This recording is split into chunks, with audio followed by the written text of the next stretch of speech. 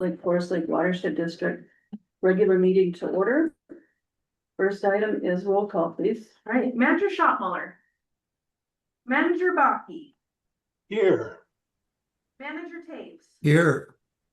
Manager Schmaltz. Here. President Anderson. Here, we have quorum, let's proceed. First item is to set the agenda. Is there anything to add, Mike, or change? In your knowledge? President, no, there's not. Okay. All right, there's a motion then in order to approve the meeting agenda. I'll approve the agenda as printed. Okay, is there a second? I'll second. Thank you.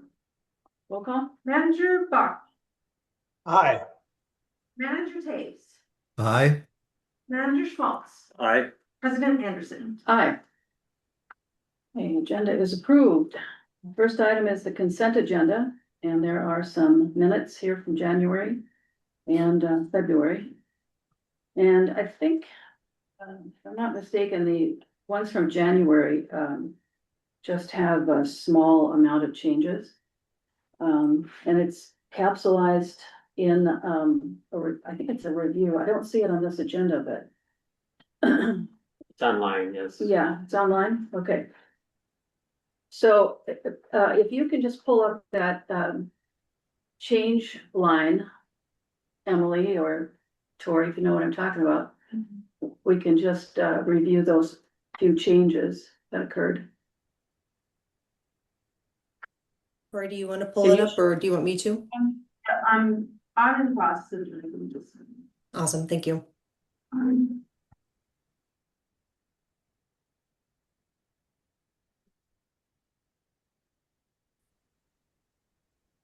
Can we just send the shares to everyone else? Everyone's chatting about it.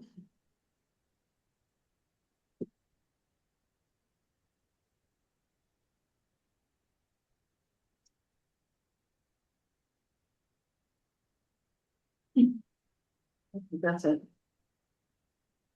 What?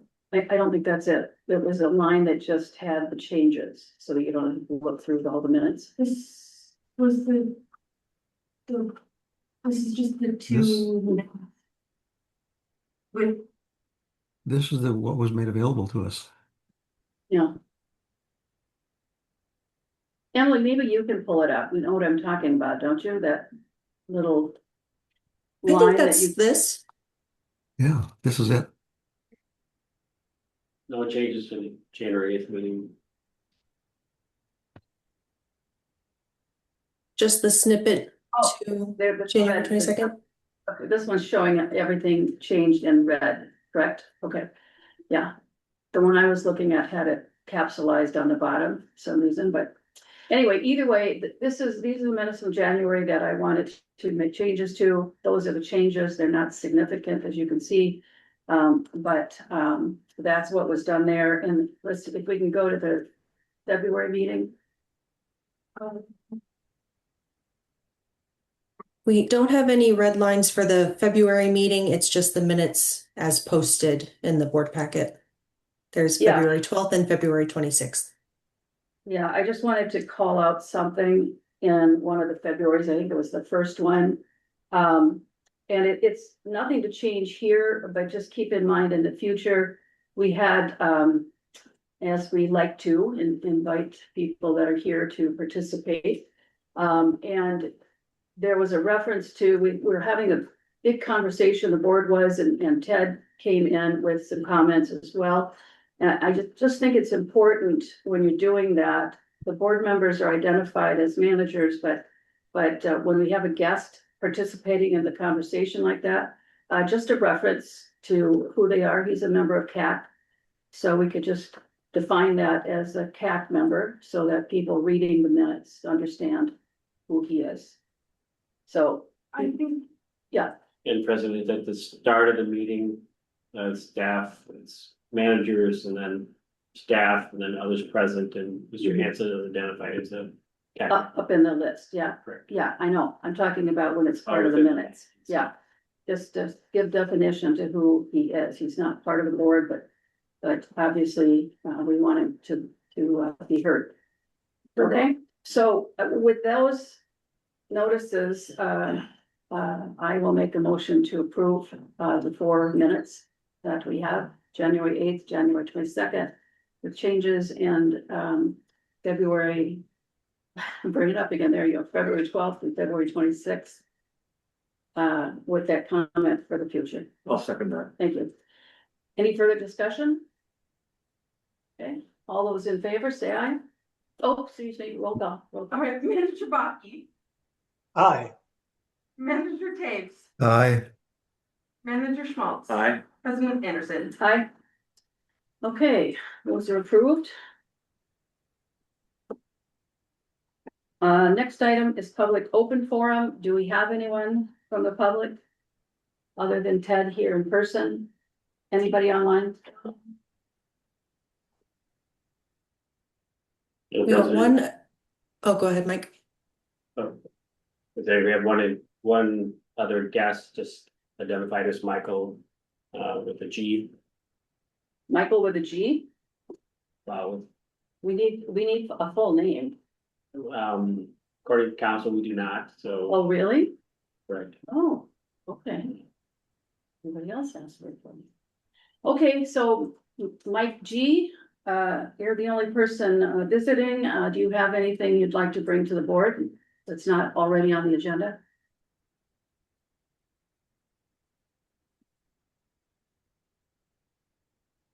That's not, I gotta think that's a no. He All right, can we'll move raise on. his hand if he would like to speak, but there was no hand raised, so. Okay. All right, let's move on to advisory committee update. All right, Madam President, managers, you have attached to the board packet the notes from our Tuesday, March 17th Community Advisory Committee update. We had a couple topics on the agenda. We went over the Green Corps application, the committee with Ted Hansen adding his signature to a letter of support. So some good discussion about that. We got a preview of the Bone Lake South public meeting. Had some great comments there that were passed on to staff for the March 30th presentation. Then we went over the 2026 AIS plan. So further good discussion on that.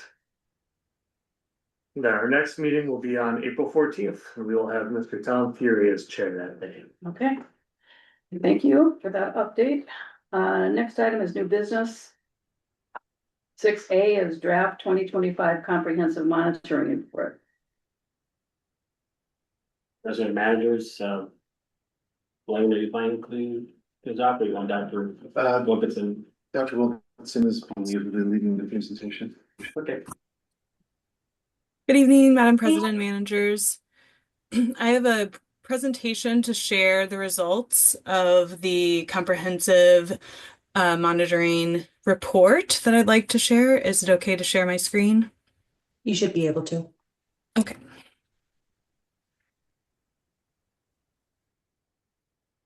Can everyone see that in presentation mode?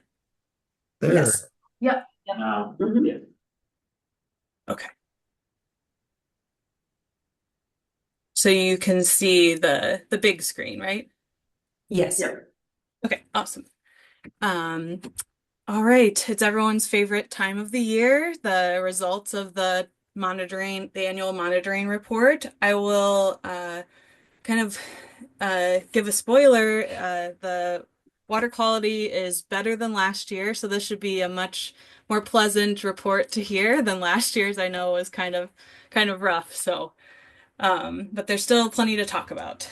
I will start by introducing what the monitoring program is, talk about some climate trends, and then I've broken out results for each lake management district, and we're going to talk about the lake samples within each district, the stream monitoring that we did, the diagnostic monitoring where applicable, and then each will have its own recommendations for future monitoring, and then go over conclusions. So here's an overview of all of the sites that were monitored in 2024, 2025.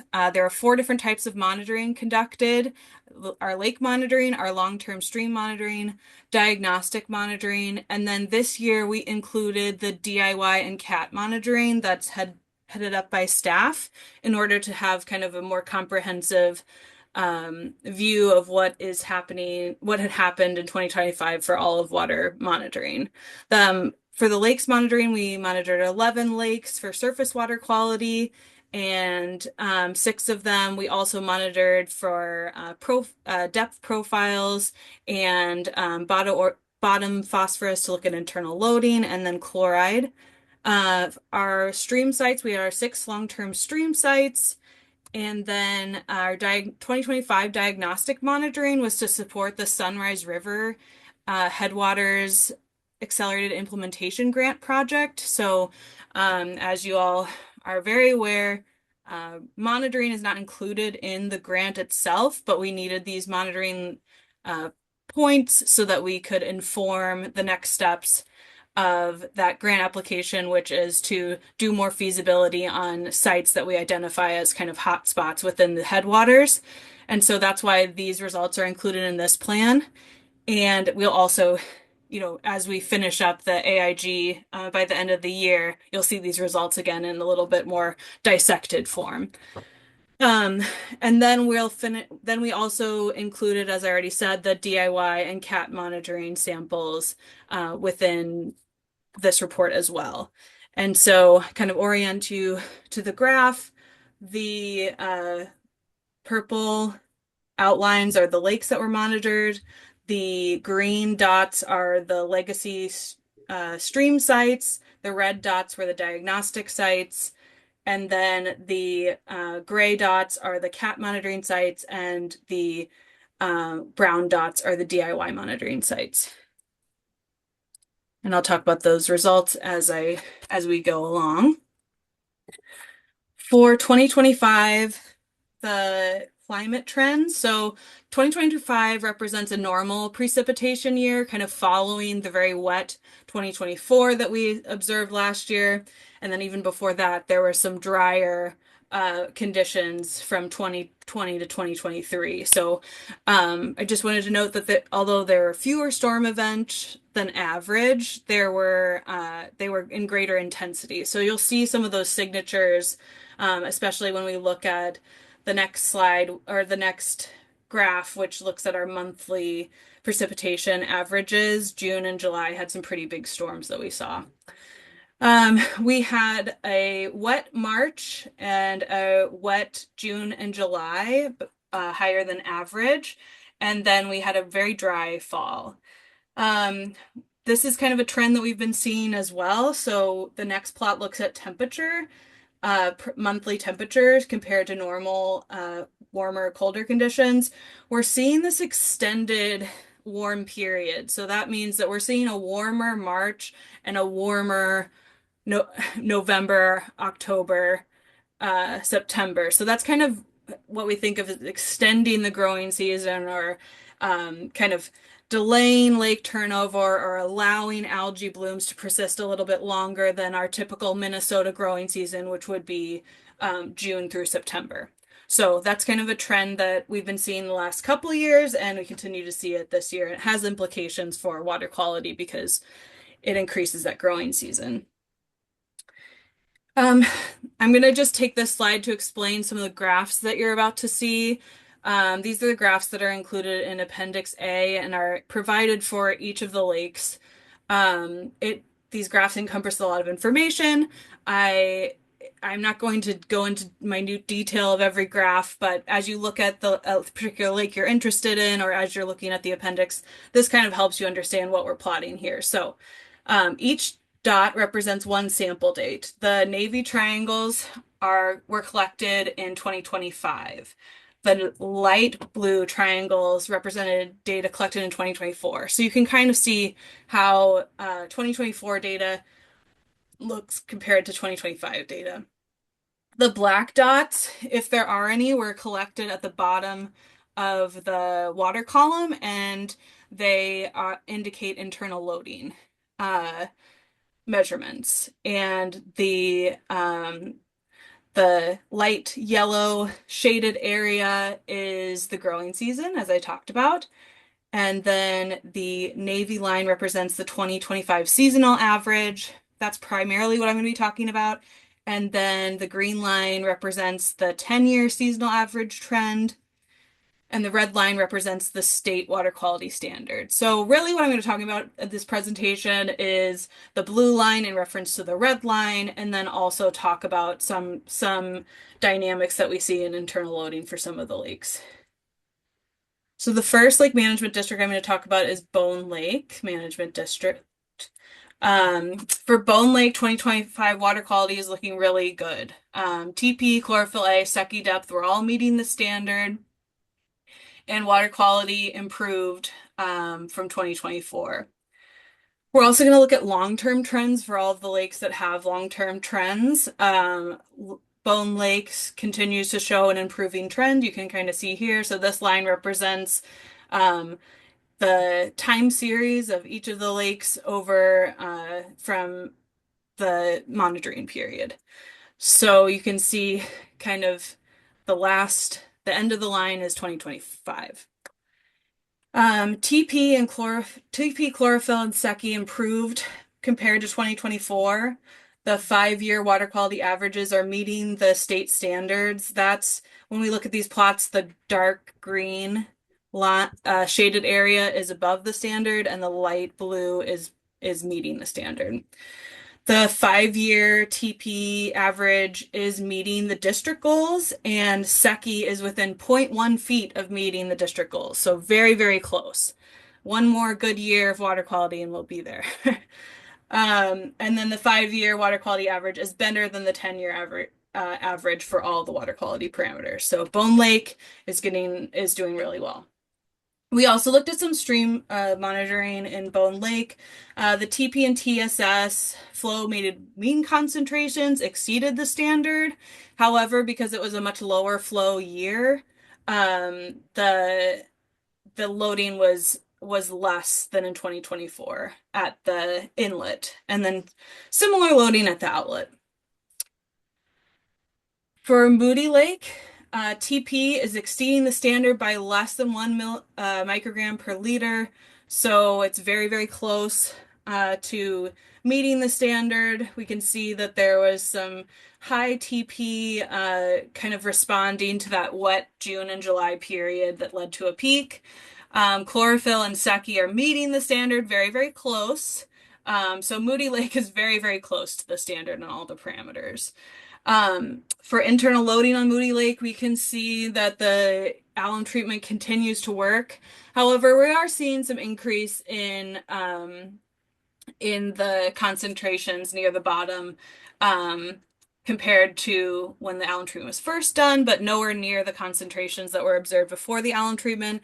And also a good indicator is that it's the same concentrations that we observed in 2023 and 2024. So it's not accelerating the increase, it's kind of just staying at that level. So less of a concern there in terms of longevity.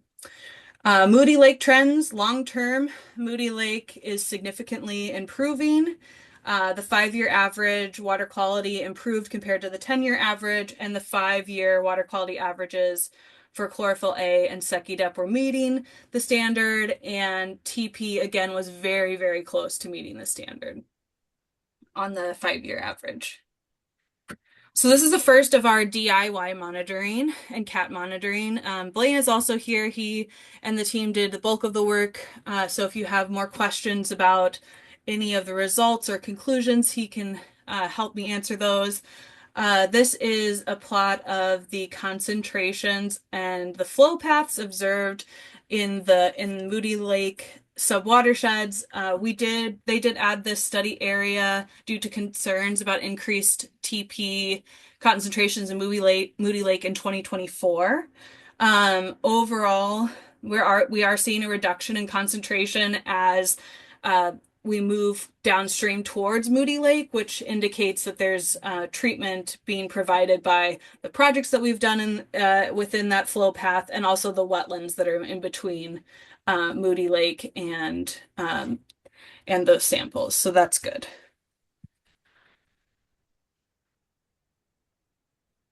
All right, so for Bone Lake Management District, our recommendations are to continue monitoring the major lakes in the district, using the monitoring plan, continue to collect bottom water samples in Moody Lake to further evaluate if those concentration increases are increasing over time or kind of staying the same, to check that longevity of the alum treatment, and then eventually collect follow-up sediment cores in Moody Lake to evaluate its effectiveness. All right. Does anyone have any questions about Bone Lake before I move on to Forest? One quick question, if I might. Sure.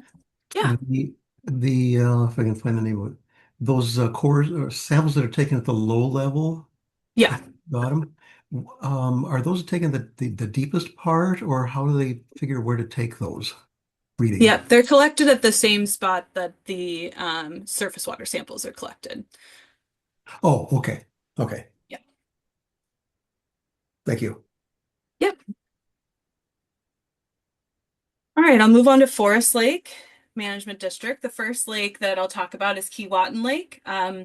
We're seeing a very strong water quality in Keewatin Lake as we continue to monitor it. Long-term trends are improving. Historic water quality averages are all meeting the state standard and district goals. And even the 5-year averages are showing a little bit of improvement compared to the 10-year averages. So that's great. Shields Lake is the next one. Shields Lake TP and chlorophyll standards are above the concentrations are above the standard compared to in both 2024 and 2025. Secchi depth is meeting the standard. The Shields Lake alum treatment effectiveness is waning. So we can see that if we look at the dark blue or black dots here, we can kind of see that almost linear increase in bottom phosphorus concentrations. So what that means is the alum treatment effectiveness is kind of waning, and we want to take a closer look at it. It's not at the level of what it was before treatment, but it has increased compared to 2024 and 2023. So we keep seeing kind of a continual increase in those concentrations. So we want to check out what's going on there. Shields Lake trends are continually improving, but that is mostly driven to these kind of deep increases that we saw in the right post the alum treatment and also in the drier years, but we can see kind of a rebound of some of the water quality parameters, particularly the chlorophyll, to kind of those before dry season periods. The 5-year water quality averages improved compared to the 10-year.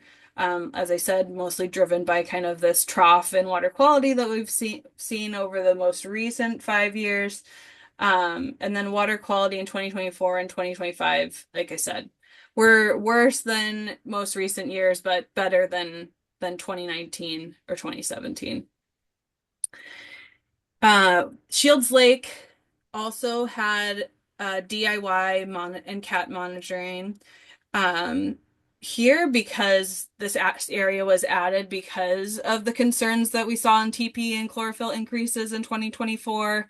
They did identify some hot spots in these areas. So for potential loading from agriculture areas in the southwest subwatershed, and then several wetlands adjacent to housing developments also may be contributing. And so we are recommending that those sites be revisited as part of the 2026 monitoring, so we can even more dial into those results that we've seen here. Can I ask a question about this particular area? Sure. Are you noticing that there's encroachment on those wetlands? And that was a problem with some big housing developments over in that area. Is that part of what we are looking at as well? Or how does that Blaine, fit when in? you Blaine, Yeah. when you were out there, did you notice encroachment in those areas?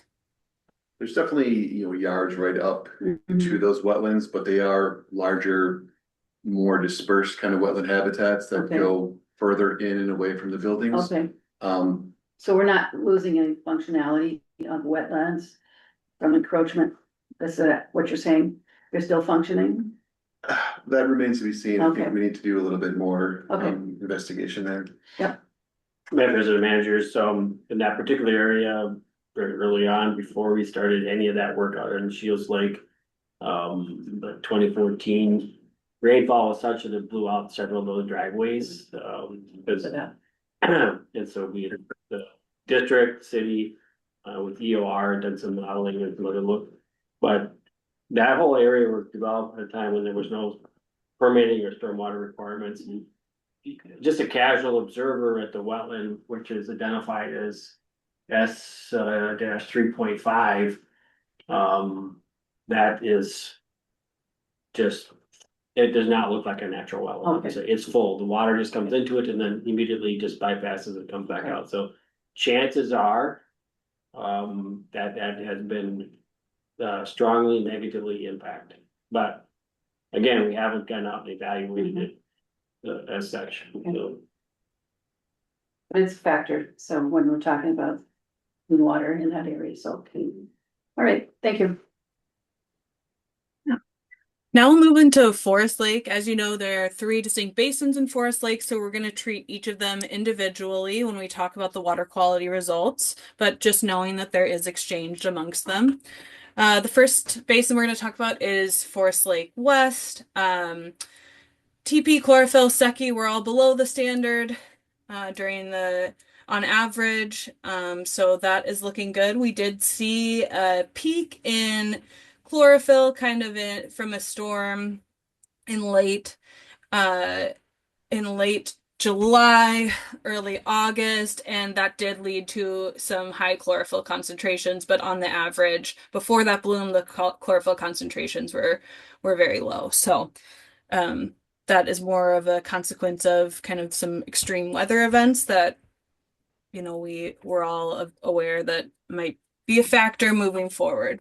But on average, those were meeting all of the standards.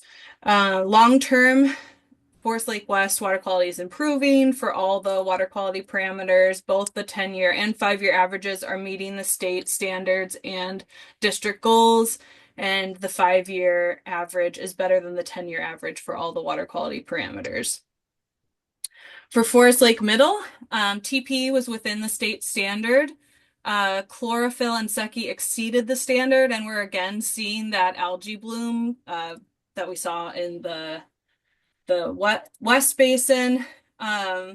The first dose of the alum treatment was completed in September 2023, which I talked about last year, had reduced the hypolimnetic orthophosphate concentrations, and we can see that they are kind of slowly building up this year as well. But our second alum treatment came in October, so we can see that those came down after that alum treatment. So the sediment cores that were collected after the first treatment showed a 60% decrease in the release rate, and so we applied a second dose in October and hope to keep an eye on that and continue to show that it's working to suppress that internal load. And also these TP dynamics should improve as well as chlorophyll. There's a significantly improving trend for total phosphorus in Forest Lake Middle. There is a declining trend in the chlorophyll and the Secchi depth, and we're hoping that alum treatment will help reverse that trend.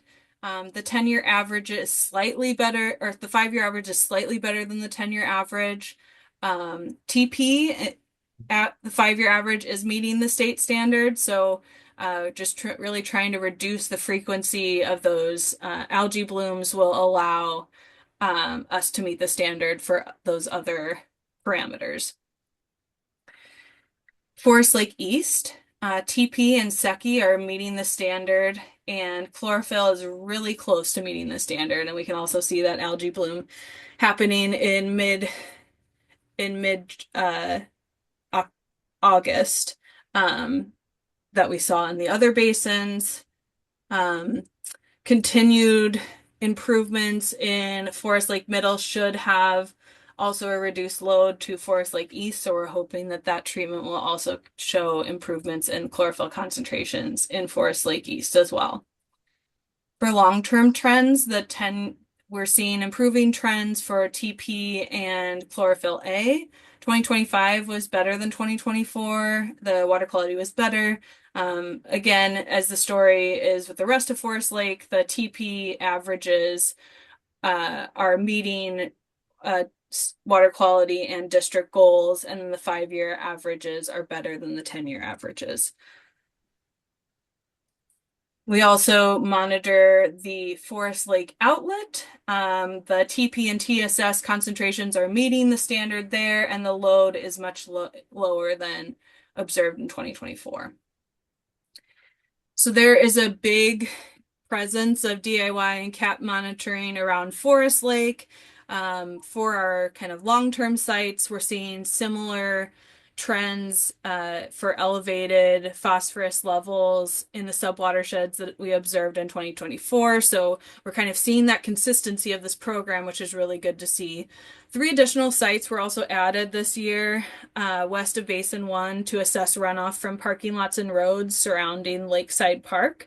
And so those are which is I was trying to draw earlier and I was like, I can't figure it out. So I thought someone was trying to circle the wetlands for me. Okay. Sadly, So no. I was talking about the sites that we're looking at for 2026.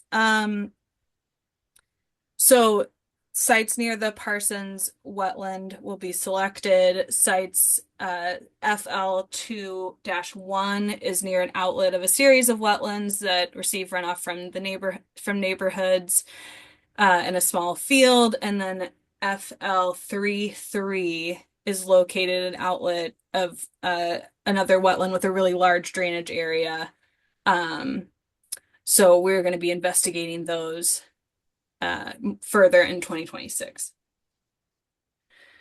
So the recommendations for Forest Lake Management District are to continue to monitor the major lakes in the district for the plan. We would like to continue to look at the bottom water samples in Forest Middle and Shields Lake to evaluate internal loading control effectiveness, and eventually collect sediment cores on Shields Lake, since we know that longevity seems to be waning. We would also are considering diagnostic monitoring on Shields Lake, subwatersheds, determine possible sources through the DIY and CAP monitoring, and then also those subwatersheds identified on Forest Lake. Any questions about Forest Lake? All right, I'll move on to Little Comfort next. Little Comfort Lake Management District. Nielsen Lake was monitored because we had a request from the MPCA about evaluating potential for them developing a potential TMDL for Nielsen Lake, and so they wanted a little bit more water quality data. So this was monitored in 2025 and 2024. All water quality parameters are exceeding the state standard. They have shown some improvement since 2017, which was when it was last monitored. And also kind of an interesting finding was we did do internal loading, bottom phosphorus concentrations on this one. And because this one shows kind of a weak stratification, so it's got a lot of mixing going on, we don't see big indications of internal load. So the concentrations are very low and pretty consistent throughout the season. So that's good information for them when they develop the TMDL. Pretty amazing. Yeah. That's surrounding some old ag areas. That's great. The next lake is School Lake. School Lake is looking really good. All the parameters are meeting the state standards. Again, we did see some algae bloom activity as we saw on Forest Lake in that one sample at the beginning of August, but School Lake is looking really good. The 10-year trends are improving. The 5-year historic water quality averages are meeting both state standard and district goals, and the 5-year averages have improved compared to the 10-year averages. So school is looking really good. Little Comfort Lake is also looking good. All water quality parameters are meeting the state standard. Little Comfort Lake did show some increases in bottom phosphorus. However, those increases didn't kind of persisted into the fall and didn't impact surface water quality during like the peak of algae season. So that's also good to note. The 10-year trends are improving for Little Comfort Lake. The 5-year averages show improved water quality to the 10-year averages. And then the 5-year water quality averages are meeting the state standards. It's meeting the district goals for TP and within 0.1 feet of meeting the district goals for Secchi depth. So also very, very close to meeting the district standards. That's kind of the theme, is that we're very close on meeting the standards for a lot of these parameters. And if we're not meeting them, we're really close. So that's good. We looked at the Little Comfort Inlet. Concentrations did exceed the standard. However, the loads did decrease from 2024. And what are you considering, excuse me, what are you considering the inlet to be? Sure. I can pull back up the map.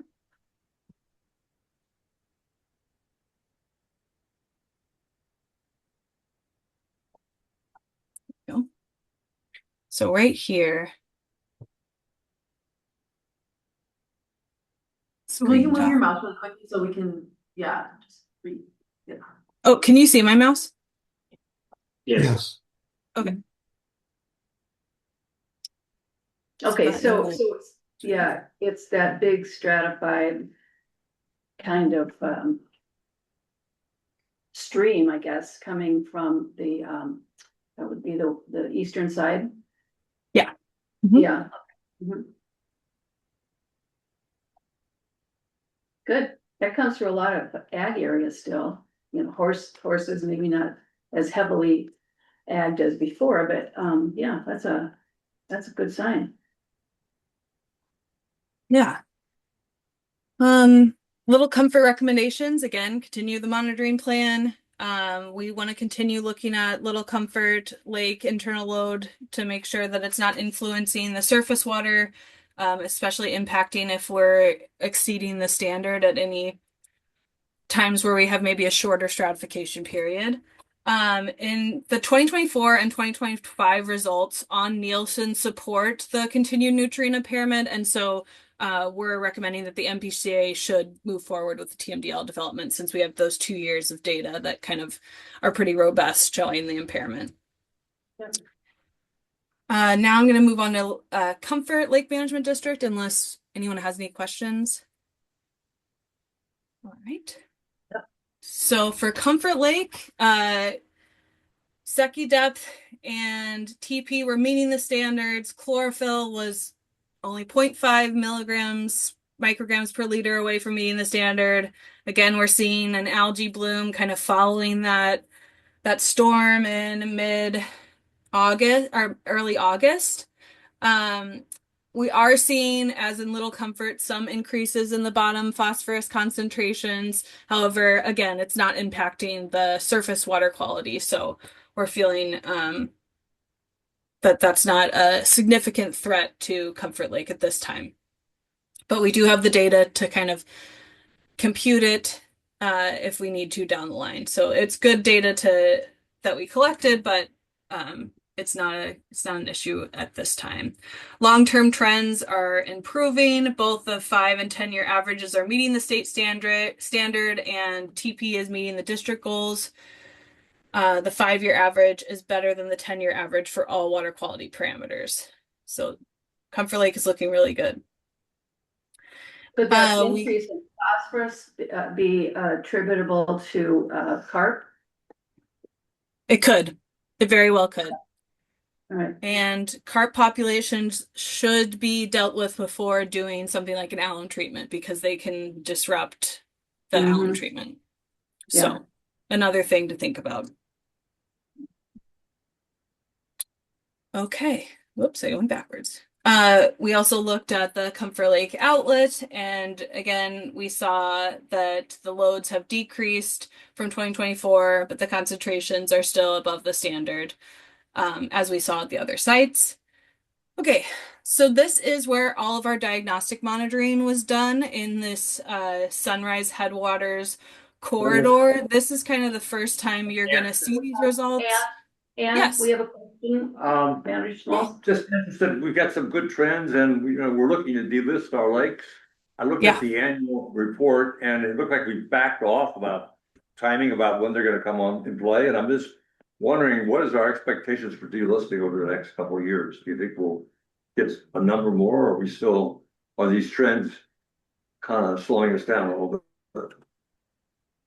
Well, I guess it's all, we'll present the information and the board will direct staff as to whether to pursue delisting. I mean, some of these are close. It's, it is difficult to get all three parameters, within that framework. So You have to involve three then. I do not. No, you don't. So, and we can go over the criteria at some point with the board later, and to have a further conversation about that with that. Because on an annual report like that, I'd like to see us be a little bit more aggressive in terms of talking about what we expect to accomplish. We started out with 5 of the 6 lakes being impaired 20 years ago. And we've got, I think, 2 now. So if we can be a little bit more specific on some of the timing, 3 years, whatever it might be, it just adds more credibility to the report, I think. That's why I asked. Well, I mean, it's very possible that in the next round, we could in theory, and correct me, please, but we could probably take another 2 to 3 lakes. We could present them to the MPCA. So Yeah, and Emily can correct me if I'm wrong as well. We met with the MPCA during the delisting discussions for the immediately previous round, and they said that both Little Comfort and School were a maybe plus, meaning like, if they said Comfort, that looked like a done deal. So we were like, all right, let's put that one forward. And then they said School and Little Comfort, and then I think Moody was like a maybe. I think it was maybe plus for School and Little Comfort, and then Moody was like a maybe. So I think 2024, and they were looking at 2024 data. So, now we have 2025 data that kind of shows an improvement. So they might promote those maybe pluses to a yes. But that was kind of the priority, and according to them, of giving us a preliminary review of where the lakes were. Do you want to expand on that, Emily, or did I misrepresent? No, what we heard? that sounds accurate. Yeah, it's kind of on us to decide how much we want to go forward, because you don't want to delist too soon. You want to feel pretty secure that you've got the practices in place. You're kind of done doing the projects you want to do for the most part. And then the delisting is kind of the last step. My understanding though is that MPCA has delisted Comfort for 2 of the elements, correct? That are tracked. That's what I thought, and I thought if that was an announcement made at the Metro, I don't even want to say MAUD, but the Metro Minnesota Watersheds Coalition, and that was early this year. So is that not on the table anymore? What's happening with that? Dr. Wilkinson, can you go back to this slide for Comfort Lake, please?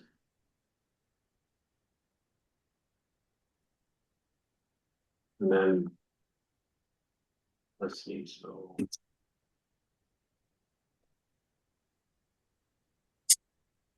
So I guess I could answer.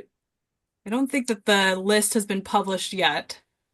Correct, Emily? So Correct. Madam President, managers. So the list has not been published from the Environmental Protection Agency yet. It'll be coming out in April. But we have been kind of given the informal thumbs up from our state agency at the Pollution Control Agency. The Comfort Lake will be delisted for its nutrient impairment. And Yes. so that means it meets these different criteria that we're talking about, such as, the phosphorus, SECI, chlorophyll A, long-term Mhm. trends, management practices in place. We've submitted a lot of data to them to show that we're meeting pretty much all of those.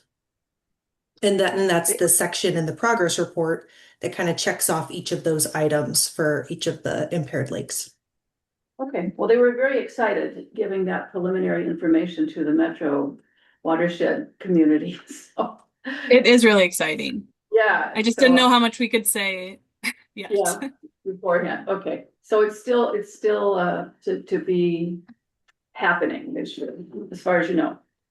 Okay. One other Yes. comment I'll make is, well, I moved up here in the early 2000s. Forest Lake was rated about 38 micrograms per liter, just pushing 40. And in the summertime, it was actually impaired most of the summer. So you had to drive out in the middle of the lake and jump into some somewhat clean water. Couldn't swim along the shoreline without having stuff washing. And, one day it might be clear, then the wind blows from the other side of a few days and it's green. So now we're at basically all three basins around 26. Last time it was 30. So we've got more than, I think at 30, we were at 25% increase. So we've probably got a 35% increase in phosphorus reduction. When you talk about your life cycle, we should definitely show the audience the progresses that have been made. And then that's the basis for saying, are we going to keep this or are we going to lose it if we don't do certain things, on the lake shore side? So I think you got a perfect forum. You've extended the life of the lake by 30%, right? So it's gonna fit in really nice, I think, with the data we've got. So I think we have a big, big impact on that whole thing. And that's one of the points that I wrote down too, is that we have to tell a more complete story of where we started, when the district first started, and how bad some of those ratings were. So it's not just this 10-year period that we're using right now, but we have to take the audience back to where it was when we started the district. And those transformations are just mind-blowing. They really are. So I think there's a way to get this information. Right now, we need to concentrate on this engineering report, basically, this information on the transformation. And I think there's a different way to put this together by lake management area, where it's really pointed to that group, that subgroup of people, and it's going to be much more meaningful that way. And then we can have a shorter kind of overview. But let's keep going here. This is an important report and one we all look forward to every year. So keep going. Sure. So I'm moving on to the Sunrise diagnostic monitoring that I talked about at the beginning. This is to inform the accelerated implementation grant, which will be kind of completed based on these results. So this won't be the first time that we talk about results like this. This is just kind of a broader overview. So I know there's a lot of information in here, but we will present this kind of over and over again to you all so you can continue to digest it. But some really good things that we found from the loading data is that we're still seeing a significant load reduction through Shallow Pond. So it's still acting as that phosphorus sink, which is really important and good. We're still seeing a load reduction from Bigsby Park.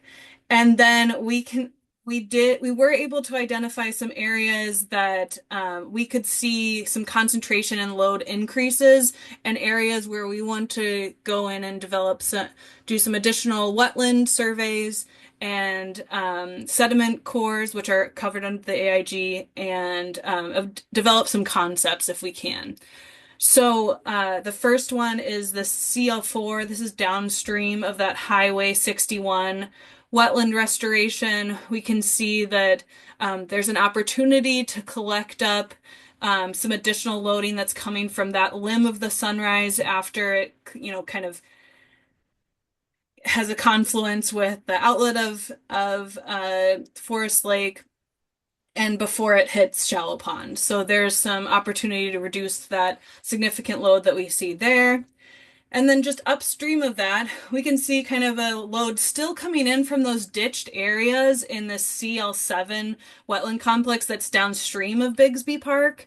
We're still seeing some really high concentrations coming out of that area. So we're going to be investigating some projects to reduce that loading as well. So we've got some really good opportunities within these subwatersheds that we're going to continue to investigate. We're putting together a monitoring plan for the wetland investigation, and staff are going to help us gain access to do those sample collections. So we're feeling excited about that.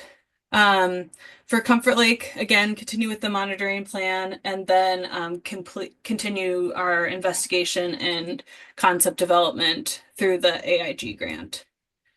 All right, so I'm at the conclusions. I know I took a long time with this presentation, so thank you for bearing with me. So for 2025, we're looking really good. Most of the lakes that were monitored received B grades or better. The ones that didn't were C pluses, except for Nielsen, which we kind of were just looking at Nielsen to kind of get a TMDL developed for it. All the other lakes show an improvement or equal water quality compared to the 5-year and 10-year averages. So we're showing kind of an improvement in the most recent 5 years. All of the lakes were meeting the state standard for the 5-year averages for at least one water quality parameter, and we were really close to meeting them for the other ones. Overall, every lake experienced better water quality than last year. So really good news compared to last year's presentation. Also good news, the stream loads in 2025 were less than those experienced in 2024. 2025 kind of reflected a more average year of loading compared to the most recent years of extremes like really wet weather in 2024 and really dry conditions in 2020 to 2023. So 2025 was kind of a more run-of-the-mill year. We did experience kind of some of those big storms that we saw implications of in water quality on the short term. But overall, the monitoring period as a whole kind of was an average loading year. Other good news is that Bigsby Park and Shallow Pond continue to reduce phosphorus loads downstream. And then we did identify some wetlands and ditch projects in some key subwatersheds to be further investigated with the grant. And then the DIY and CAP monitoring confirmed the past studies, which shows the robustness of that program, and then also identified some new sources. So we're going to enter into the second phase of that, focusing on those areas I talked about in forest and shield subwatersheds to dial in on some potential hotspot areas. And that's all I have. Wonderful, wonderful story. It honestly takes the puzzle, that really comes into play when you're first looking at an area. And the way it's presented, the history that we've built on data, it all is touched in this report and makes it more meaningful. And so good job. This is always thrilling to see all of the other inputs, including climate change. And so talking about precipitation and how that impacts things and comparing one year with the next, it's just all good. I have some comments or questions that I think I'll just type up and send to you and to the rest of the board so they can see what I'm asking about or commenting on. But one in particular, if I can just mention it right now, on table 15, there was mention about I think it's an automatic machine of some type that failed. Yes. And was that not discovered until late in summer, or can you just talk a little bit about, Sure. The data from that, and what can we do to catch it earlier? I can speak to that now, President. Sure. So it's referring to the ISTO units that we have right here.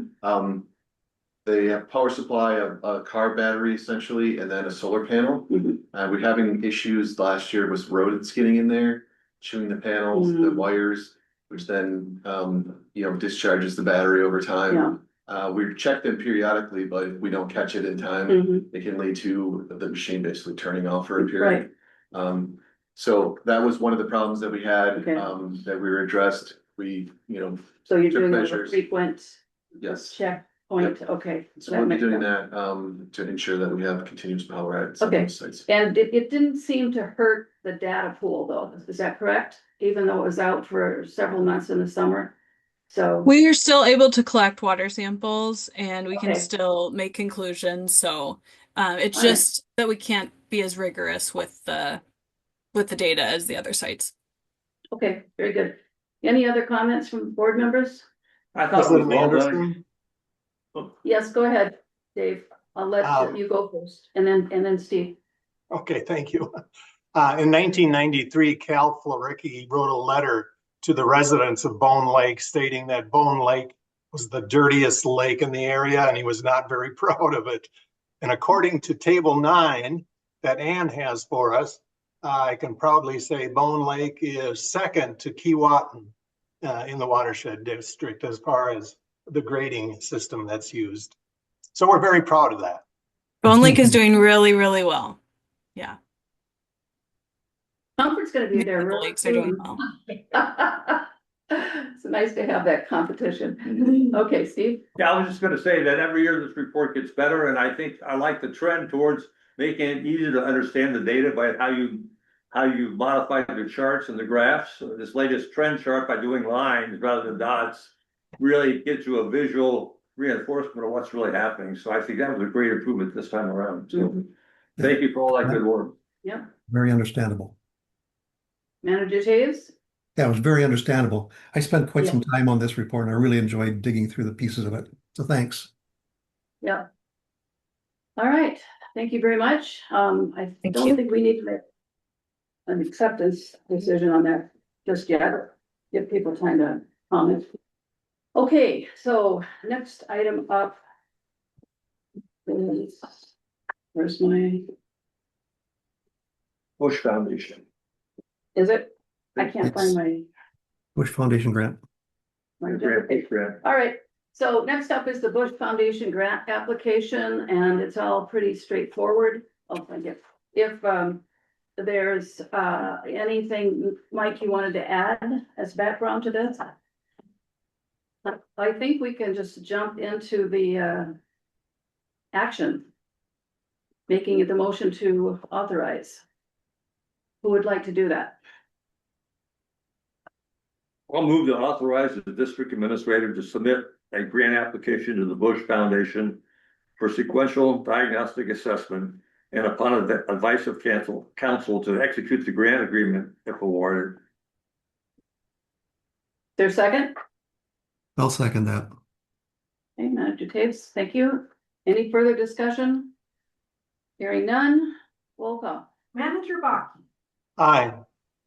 Manager Taves, Aye.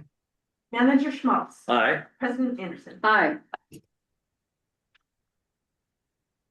Good one. All right, next item is Green Infrastructure Grant East Comfort Pond Project Scope of Work. Madam President, managers, so had been some discussion on this in the past, and I thought we'd take the opportunity to have staff and UR explain the adjustment that we're making, our adaptive management approach here with this grant. So Blaine, let's get ready to take it on. Sure. We do have a presentation put together, just a few slides to go over the history of the site or the grant itself. So Madam President, Board, just want to take a few minutes to walk through the history. So PowerPoint slides. Which one? Green infrastructure? I'm so sorry. No, no worries. There's lots going on. Yeah. Lots of things to. This is great.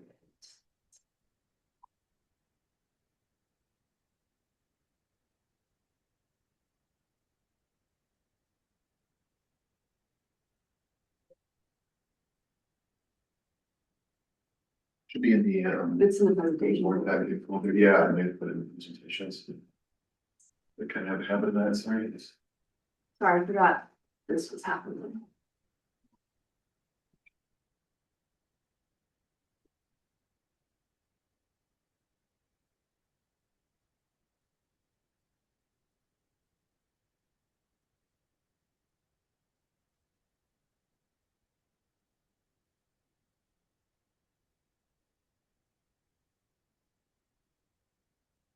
All right. Give me a second to pull it up on so everyone else can see it now. Thank you for your patience, everyone. Thank you, Dory. All right, so the Green Infrastructure Grant, the genesis of this was a 2024 Wyoming street project. City of Wyoming was resurfacing some of the roadways along the Sunrise River and the Goodwin Road kind of neighborhood area. They approached the district with an opportunity to add some stormwater treatment to their project. We went out with the city and looked at a couple different sites and stopped in and chatted with the folks that live at the end of the Goodwin Road there. They seemed open to a project. Looked like a good fit to coincide with the road work. So next slide, please. We had EOR come up with a concept to develop a project to treat stormwater from that neighborhood. We had estimated 5-pound phosphorus reduction and around 1,400 pounds of total suspended solid reduction from that BMP if installed. We applied for a Bowser Clean Water Partners Green Infrastructure Grant, a new program that Bowser put out. We were one of 2 organizations to get awarded a grant with assistance 2 from watershed Wyoming. districts, Yes, thank you. a few other orgs. Okay, thank you. With assistance, letter of support from the city of Wyoming, we were awarded the grant in the spring of 2025 in the amount of $225,800. And that grant expires on December 31 of 27th. After receiving the grant, we engaged with the landowners. We had several discussions with them and they indicated that they were no longer interested in participating in a project here. The footprint as proposed in the design was a little bit larger than they had anticipated. They did not want to give up that chunk of their ag land. In addition, the landowner to the west, where we'd be tying in an existing pond to the new proposed pond, they were in the process of selling their property. They did not want to disturb their property during the sale or potential sale. Despite repeated outreach, we could not convince these landowners to change their mind and allow the project. Next slide. So in accordance with adaptive management, we started exploring alternative project sites. The DIY diagnostic had identified an old stormwater pond along Comfort Lake that is potentially contributing phosphorus loading to the lake. We had evidence from the DIY sampling that we had cleaner water entering into the pond than exiting, indicating that we had a source of nutrient. We took some additional water samples and took them to instrumental labs for verification, thus verifying that we have an increase in phosphorus as we exit that pond. EOR was consulted during that process and those additional samples. We then met with the landowners that own that BMP project to see if they were open to a project. They did agree to be their interest at least. And then we began discussions with the granting agency. Next slide, please. So this is the general location. It's off East Comfort Drive. See in the top right there is the location in relationship to Comfort Lake. The image on the left is the actual pond itself, the BMP. We have a manhole along East Comfort Drive. It's a very deep manhole, about 20 feet, and then there's a culvert at the bottom that leads downslope to the depressional area there. And then that pond exits across the trail into a wetland that's adjacent to Comfort Lake itself. So essentially a direct drainage into Comfort Lake. The picture on the right there is that's okay. The picture on the right there is the actual pond itself. You can see it's very shallow there. There's maybe a couple inches of ice on top of it. It's very much filled in with sediment at this point. Next slide. So we also engaged with Wyoming to see if this was part of their MS4 system. The pond itself predates their MS4, and it also predates the city's ownership of that area. So the housing development was actually approved by the former township around 1996. I believe the city took over that area in the early 2000s. So it predates the MS4 and predates the city having control of that area. So it's kind of a bit of a gray area here. Nobody's taking ownership of it. The records are basically lost. We've got a couple of plats that indicate it, but not a ton of information on it. It seems to have fallen through the cracks a little bit there. Nobody's been maintaining it for the last 30 years. nobody's really claiming it.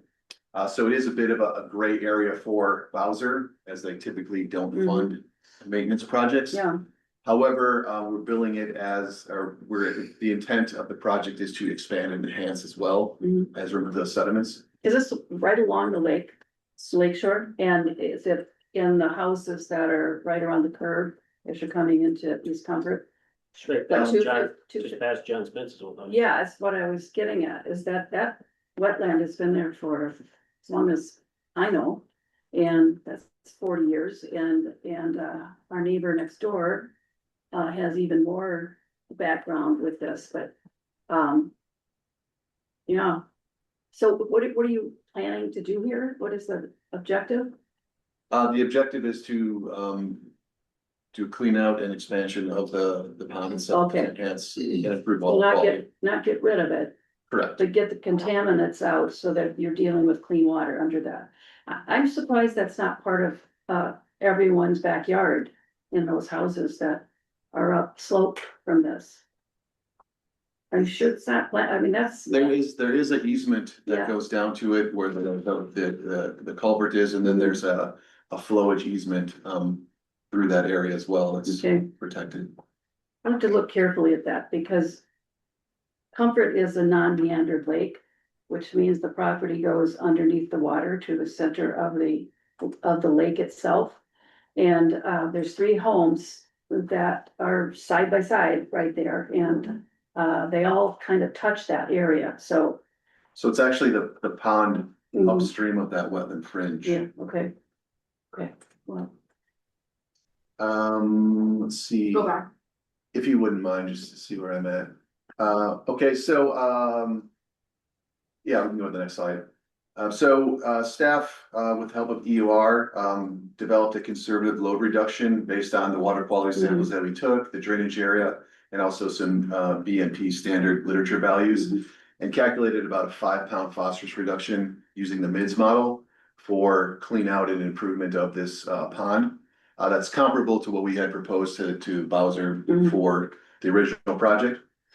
We presented all this information to Bowser, and they allowed us to move the project from the Goodwin Road area over to this area.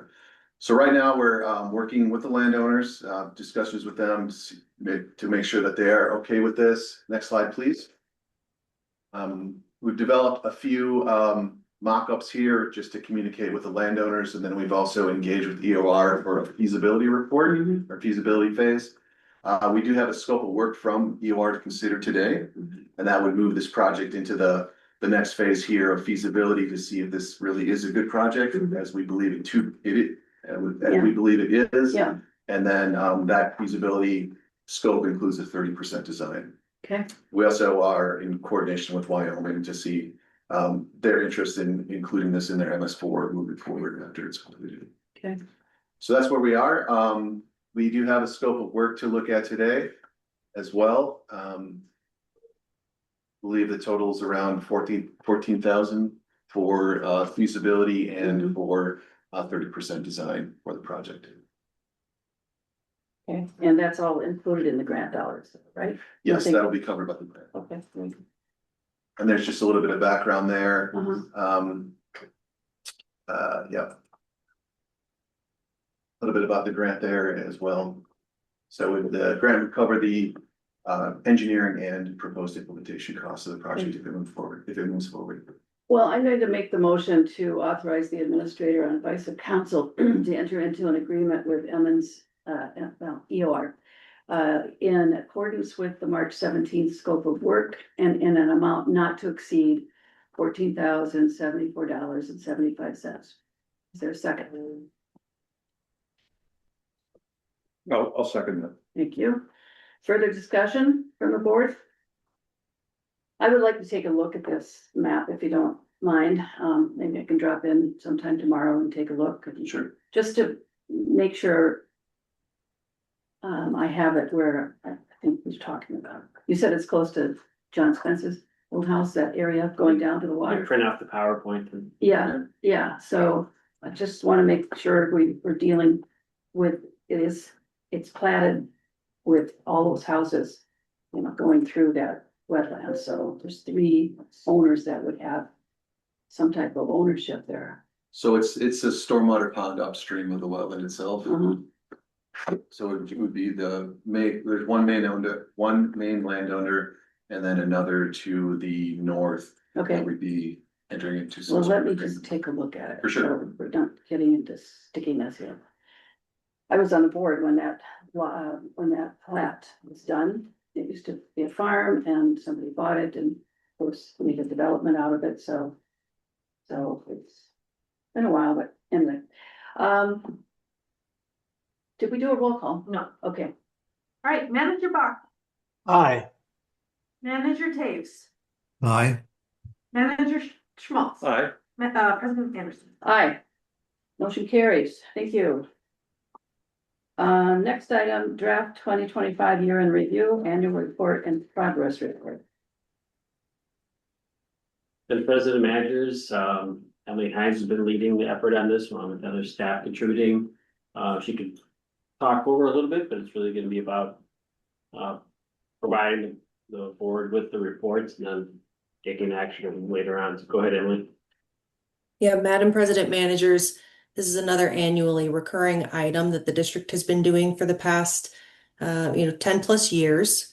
And so we provide these reports about a month in advance to give managers time to review because it is a lot of content. So we posted these in the packet last week. We will be doing our presentation at the April 9th meeting. So that'll be pre-recorded and posted online. And then we can discuss more on April 9th. And then looking for board action at the April 23rd board meeting. And then we have to submit our annual report to the Board of Water and Soil Resources by April 30th, which is a requirement. So that's our process. And I will just note, typically throughout this process, having these posted online, managers are encouraged to provide feedback, at these board meetings, or if you would like to provide written comments, you can email those to staff. And I'll just note that the Community Advisory Committee had discussed this at a past meeting and we're interested in reviewing these reports. And we've gotten a few comments from some of the CAC members and we'll be, addressing those and coming back with recommendations on those. Okay, so the board will see those inputs from the CAC before they're accepted. Is that what you're saying? Yes. Yep. And Okay. then before approval, April 23rd. Yeah, very good. Well, I think, we're used to seeing these reports, as she said, they're routine things and, why don't we just accept them for further study and come back to, April with questions or the first meeting in April, with any questions that we might have.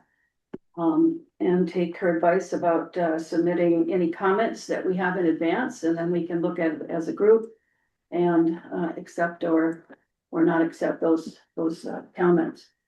Emily, do you have it, because if people are gonna suggest changes, Mhm. we should be able to get those changes in the document color coded or something, so we can then all take a look at that Yeah. at the meeting and discuss them if we have any That's questions. exactly, and So sure can what you give us she's a planning. date of when you have to have that by, so we're not, running at the 11th hour trying to get this finished for you? Yeah, Manager Schmaltz, managers, I think that's a fair request. And we hadn't set a date for, the managers here or for the CAC members. And so is it agreeable to have those comments in before the April 9th meeting so that they can be discussed on April 9th? Yeah, I think that's good timing. And then if we have any issues, we've got time to work through it. Well, how Okay. soon do you want it though, if you're going to put the comments into the documents? Do you need a day to do that? Tuesday, Wednesday before the meeting? What's your desire? Sure, let's look at the calendar. We are going to be posting our board packet for the April 9th meeting a week from today. And so typically we try to get those through the review process and, staff prepares the items for the board packet and we have those done by the end of the day on Monday. And then those go to Administrator Kinney for final review by Thursday. So we're kind of looking at Monday unless, Mike Kinney, do you have any other feedback regarding timeline for reviewing these for the board packet. Yeah, thanks, Emily. Madam President and managers, I think in the past, given that we're looking for a final review in the second meeting of the month, I think if we could have it one day prior to the actual meeting, and then we could just look to present what the recommended changes are. Staff could do that. Maybe either track changes or something like that. We could, and then put it up, and of course, the managers would have their own comment that they would have submitted, and then they could bring those up for discussion, but we could show them on the screen what it looks like. Some might be just minor, some, but. And how about Tuesday before the meeting as a deadline? That gives. Couple days, that's perfect. Yeah, all day, yeah. April 7th. Incorporate, April 7th? okay. Yeah, that's Easter weekend. So. Okay, April 7th. Are you gonna be the bunny someplace? No. No, okay. I'll be gone, but. Okay, so comments to Emily on April 7th, the morning of April 7th. Okay, sounds good. President Anderson? Yes, We received an email from Ted Hansen regarding this document. Do you want to hold that discussion until April 9th, or could we do it now? was that an email today that I missed? Yeah. Okay. Why don't you comment on what you're asking? I haven't seen the email that you sent. All right. So what I are haven't you asking? mine yet. Yeah, well, I was looking at page 25 on this report, and then I was comparing it to the 2024 audit, page 32. And page 25 has loans as a revenue line, where in the audit, it's down below. And so I was trying to get it in the same format. It really highlights, in the audit, it highlights the difference between revenue and other expenses that flow through to the net position type of line, so. The audit from last year. Yeah, I was looking at, so I went to the 2024 audit, page 32, and compared it to the way the format in this report on page 25, and there's a difference. Okay, well, why don't you submit that with any CAC comments and bring it in that way? Okay. And it'll be part of the pool that Emily will highlight. Yeah, Madam President, we've received it, and staff is in a minute making the change. Okay. Well, we can just to stay on course here, we can just add it to the pool of changes that might come in from the board, and then we have an opportunity to see all of them all at one time. Okay, thank you. Thanks, Ted. Next item is E, the University of St. Thomas Sustainable Communities Program. Madam President, managers, as you know, we've been collaborating with different universities over the years. They were from Iowa State, University of Minnesota, St. Thomas, Hamlin, among others. But St. Thomas offers a program where they will partner with nonprofits and local government to address issues or concerns or provide assistance at no charge. And this was intended, and talked with some of the staff there, faculty member at the economics department, about looking at the economic impact of the water resources of the district. And so I engaged Treasurer Schmaltz on the topic. And right now then, we had submitted the request, and it has been approved at the university level. I just needed to enter into the agreement for them to actually saying that, yes, we will meet with the student and provide guidance and assistance for them to do the work. So that is the request. Okay, I have one question on this, and it may be off base, but this organization, Sustainable Communities Program, I've read about this in the past, and it sounds to me like it's connected to the developers that were trying to end all watershed districts a few years ago. And, So can you address that? Maybe it's something different, but yeah, Madam President, the managers, the community, Sustainable Communities Program is different. And I apologize for the confusion. The Sensible Land Use Coalition is a completely separate entity and activity.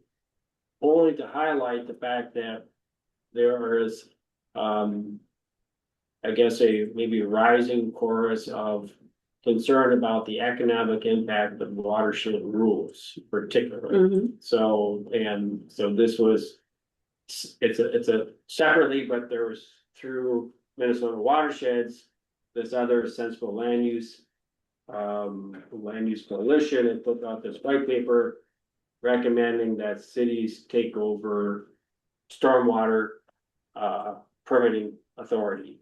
So that's one of the recommendations. Another is to be able to cut half the trees without impunity right now, and some of them are doing it, all of them without impunity. So, but that on the stormwater side, we know that that's our bread and butter, and we have the economic, we've done the calculations, we know what the cost is. So one is to put it in and having a third party assist with some economic impact that they would be beneficial to have for the district itself. And then, but it also provides an opportunity to advance this discussion to a broader audience. well, I'm not sure I found an answer in there on what the purpose of this Sensible Land Use Coalition is. Is it still to bully watershed districts? They would probably not, and again, maybe that was my error to have included this as part of the discussion. I think, I don't want to put council on the spot, but I think he is had more engagement with the organization from a policy perspective at the Capitol. I do not know if they were the same entity that was involved with that drafting of some of that legislation. But they would be similar in their makeup of in terms of the entity of cities and land developers. Okay. Without input from Chuck, do you have any insight? watersheds or other. Well, Madam Chair, managers, I'm looking at the agenda item, which is a Sustainable Communities Program of the university. And Sensible Land Use Coalition, as Mike mentioned, I think is, I don't see any connection between the two. When I looked at the agenda, I'll say I was a little bit uncertain as to why the Sensible Land Use Coalition white paper was included in here. It's to my knowledge, there's no connection between the two different things. So I can say a word about Sensible Land Use Coalition, but I don't believe it bears any relationship to the University of St. Thomas Sustainable Communities Program. Okay. Go ahead, Mike. Madam President, manager, so my thinking when I added that was that if their effort is to eliminate the stormwater permitting element, one is to show that our authority to in fact implement rules and protect water resources through that as an economic impact. So it was an indirect correlation, and in hindsight, I would have been best not to have confused the matter. So that's the outcome that you're anticipating is data that will support the watershed's purpose in taming water and cleaning up. From an economics perspective, Yes. because that's the argument that we're hearing from the Okay. opposing All right. side. Yeah, that was not clear to me. But now that it is on record, Steve, did you have something you wanted to? No, I'm just gonna say, we've got a free consultant here that's gonna do a lot of useful work for us, and Mhm. so. I think that even if there is somewhat of a relationship there, which it sounds like there's not. That, it's still gonna be very beneficial to us, Mhm. because I think. When people recognize how valuable a clean lake is in terms of the local economy, as we Right. saw in the Madison study. Yeah. That's gonna have a very big uplifting of effort for us Yeah. to maintain our stature. Yeah, So, well, you understand my concern, though. I certainly didn't want to get involved in anything that's going to take it off course and actually work against us, so. No, right. So, we can just scrap that last paragraph, I guess, right? Indeed. Okay, all right, very good. Any other comments or questions the board has? President Anderson, Yes, go ahead. in the memo, it mentions there will be no cost to the district unless we offer pay for some travel expenses. Can we put a dollar amount on that so we know what we're talking about as far as travel expenses? It was just noted by the professor for the student. It's like 20 miles each way at 70 cents a mile. And if we're at half a dozen trips at 14, maybe $100. Thank you. We better shape it from somewhere. It's a new item. It wasn't a required element of it. Yeah. Just we're seeing See what. that close to you? Okay.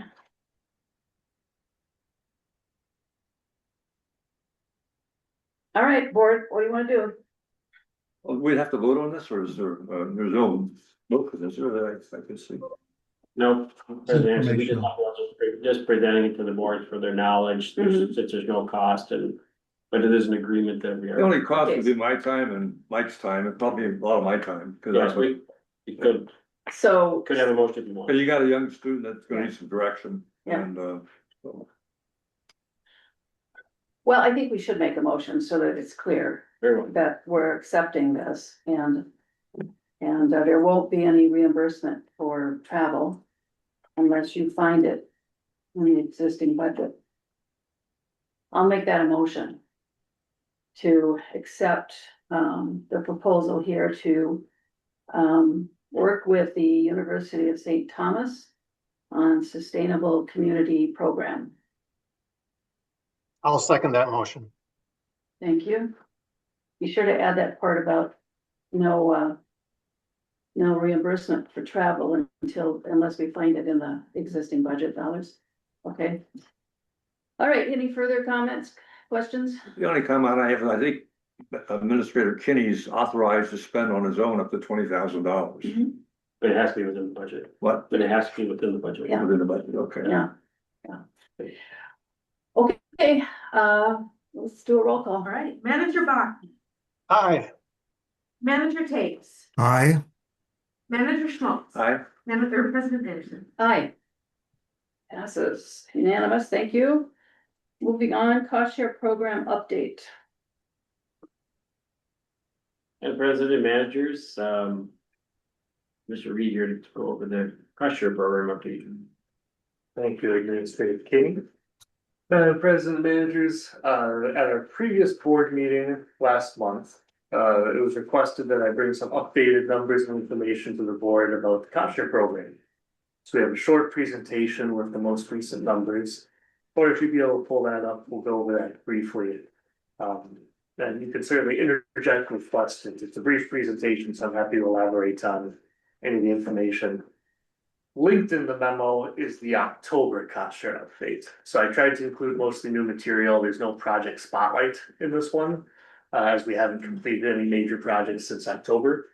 But happy to elaborate further on any of these items. All right, that presentation is up. So we've closed out a few projects since the October update.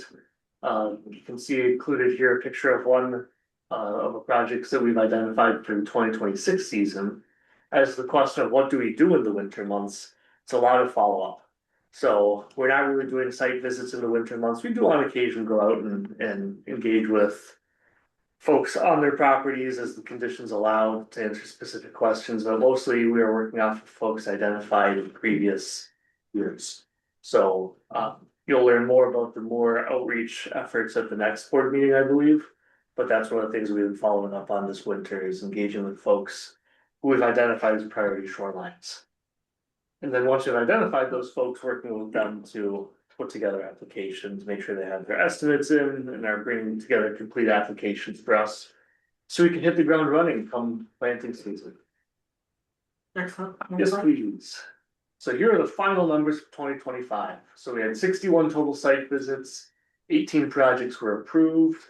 Of our budget, we allocated $46,000, 40,000 of which came from a federal grant.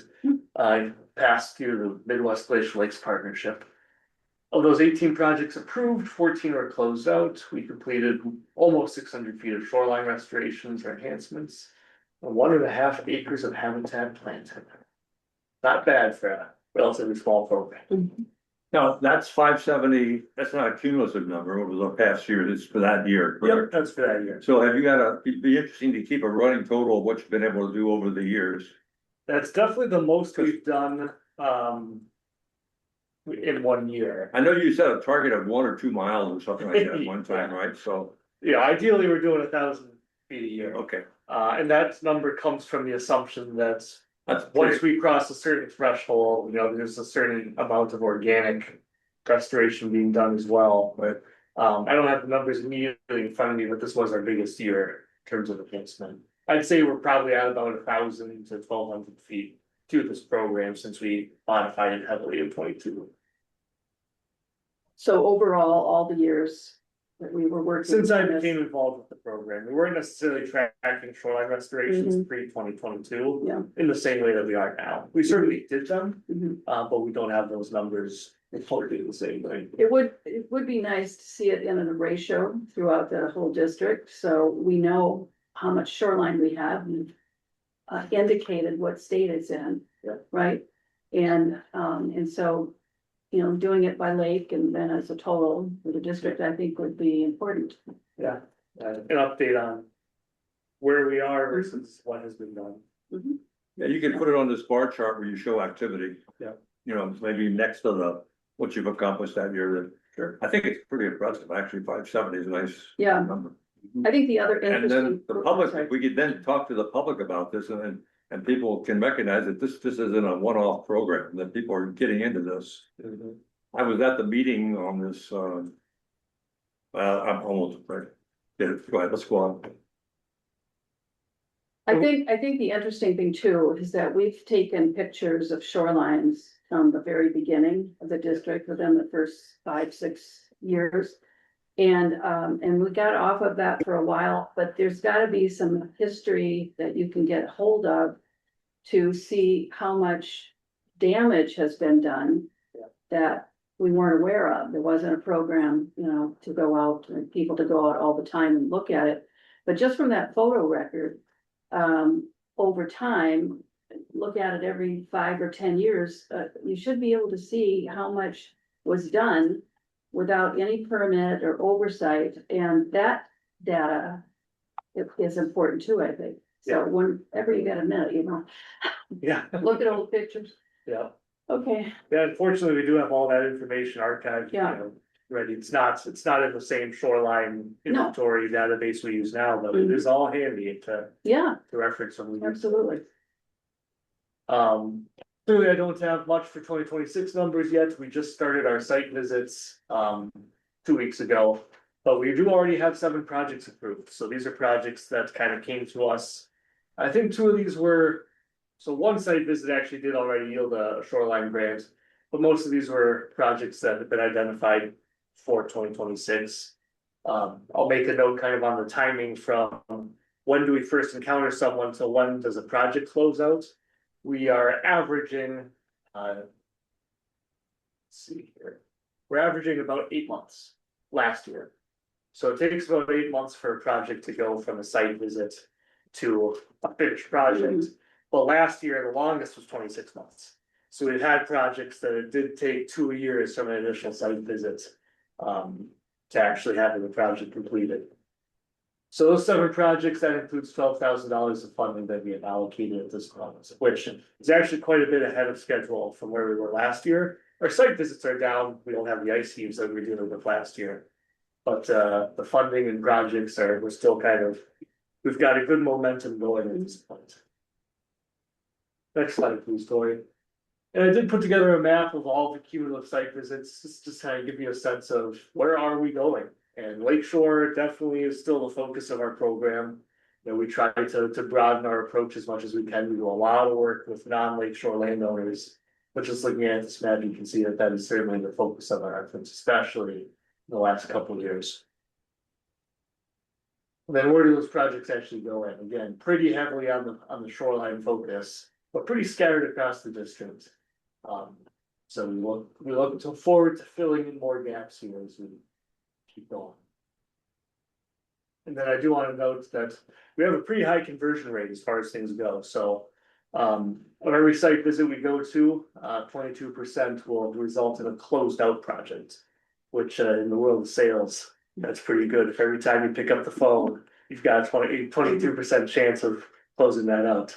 So we're pretty happy with that, but you know, we do know, for example, that about 30%, 35% will put in applications. So we are still losing folks who aren't finishing projects. There's a lot of improvements to be made, but we keep moving up. And here's that activity. This was a chart that was shared previously, but this is with the most updated numbers. So we do continue to see our numbers. I honestly, I don't anticipate us having as many site visits next year. Just a lot of those site visits came from shoreline ice heave damage. But I would anticipate doing a similar number of projects, if not more, in the year ahead. And then here's the expenditures. So this is kind of a fluke of our program. I'll point out that we spent more last year than we allocated.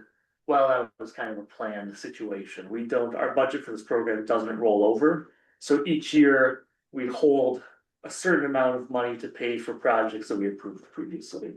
So, you know, we did spend our entire $60,000 budget, but these numbers actually do not include our soil testing and then our property payments to folks too. So altogether, it approached 60,000 this year. We stopped allocating new funding as we approached that number.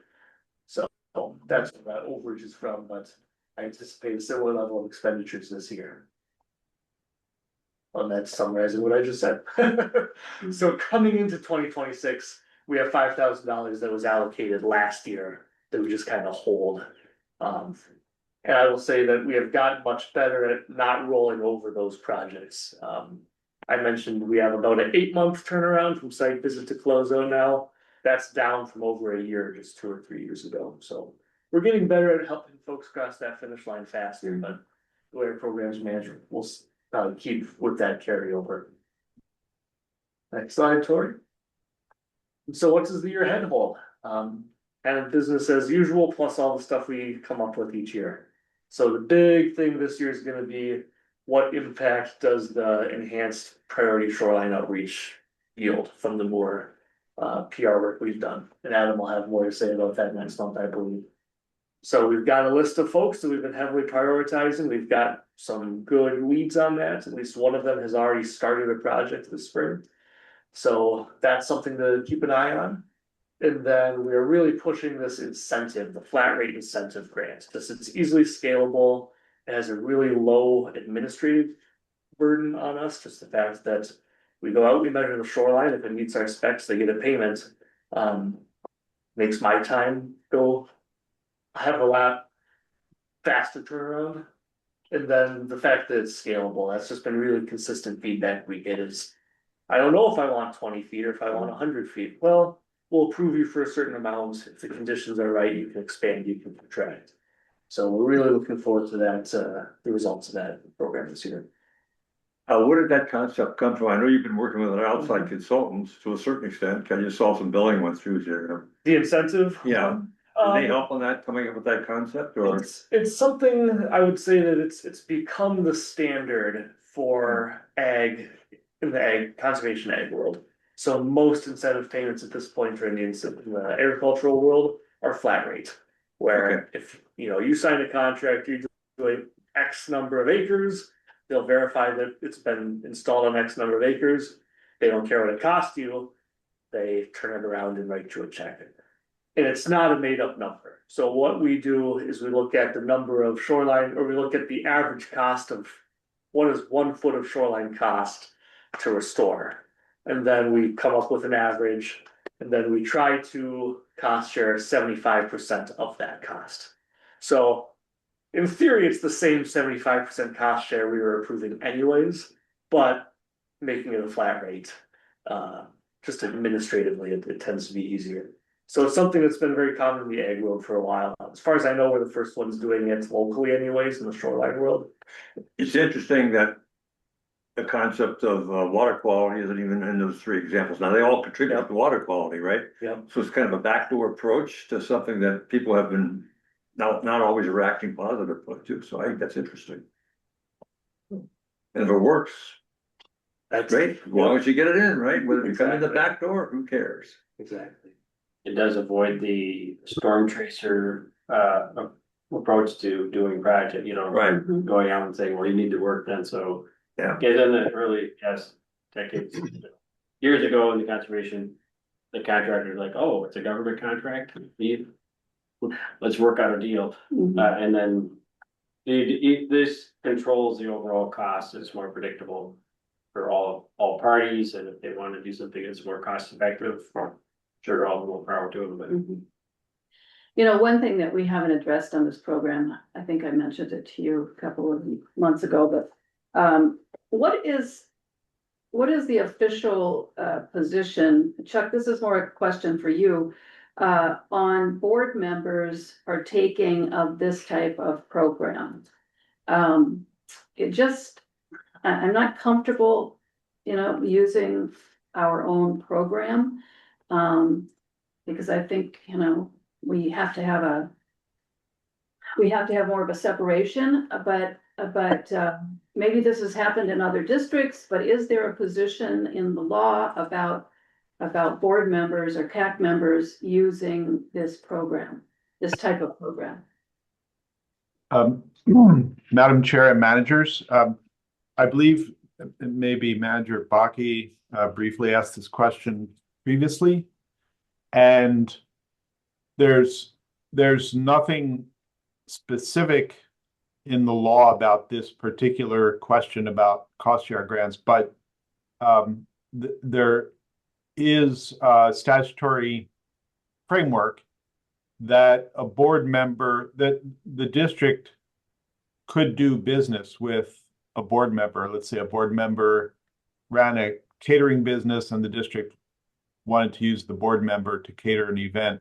The law does allow that, and it prescribes 2 things: that the manager recuse themselves from the board's consideration of that contract, and that the board's vote, aside from the manager, is unanimous. So I think that's analogous here. I think you'd want to, I would offer, I don't think there's an issue with a manager seeking to participate in one of these programs. I think the application and the materials would be in the record, and if they're sound and consistent with other projects and it's a good project, I don't see that there's an issue with that. Okay, the decisions though are made by staff for these programs. The board doesn't get involved in approving those types of permits though. Yeah. So it would be a staff decision. Well, that's a good point. I would offer that it would probably be a good idea for the board to approve, or probably for the board to approve those decisions. Not that any of the present managers would act in this manner, but I could see a general thought of an individual manager going to staff and staff not being in a position to resist the manager if a request was improper. So probably just for the benefit of everybody and so forth, a manager, I would say a manager is free to apply and there would be no harm in that just coming to the board for its action. Okay. All right, well, that answers that. It sounds like a bylaw needs to be put together and voted on in that kind of a situation. But it's something to think about. I'm sure managers have thought about whether or not it's proper to use the program. And I would add as well that, apart from the financial elements of the cost share, we have had managers take us up on the technical assistance side of things, including our soil testing. And I would encourage everyone to, if you haven't engaged with us on that topic, certainly reach out to me. Okay. All right, thank you. And CAC. Yes. President Anderson, Yes. Go ahead.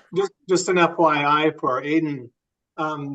Steve Cronemiller, who's the mayor of Scandia, recently met with the Big Marine Carnelian Watershed District to discuss shoreline restoration projects around Big Marine and to discuss jurisdiction overlap to property improvement projects around Big Marine.